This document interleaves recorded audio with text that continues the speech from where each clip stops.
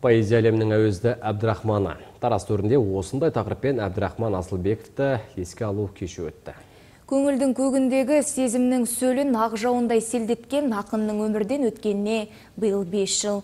Талас ауданынан түлеп, есімі республикаға әйгілі болған таланттың мол мұрасы бар. Ақынды еске алуға арналған рухани кешті сюжеттен көріңіз. Әбдірахман Асылбектің туғанына 85 жыл. Осыған орай 10 томдық шығармалар жинағының тұсаукесері өтті. Содан соң жиылған қауым ақынның шығармашылығына тоқталды.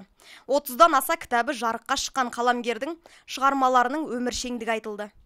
Бес аспап ақын ретінде таниды, мойындайды деп ойлаймын.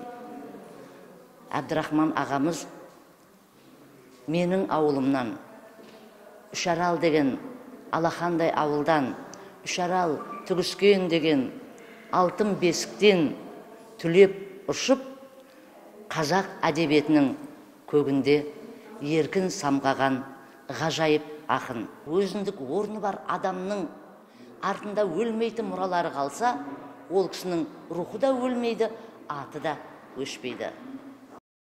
Өмірін өлеңмен өрген, оны әуенмен қалықтатқан ақынның 500-ден астам туындысына ән жазылған. Ұлттық рухтың уызынан нәр алған шығармалары өскелең ұрпақтың рухани азығы. Еске алу кешіне келгендер қара өлеңнің қасиетін, қазақи әуендердің ерекшелігін айтты.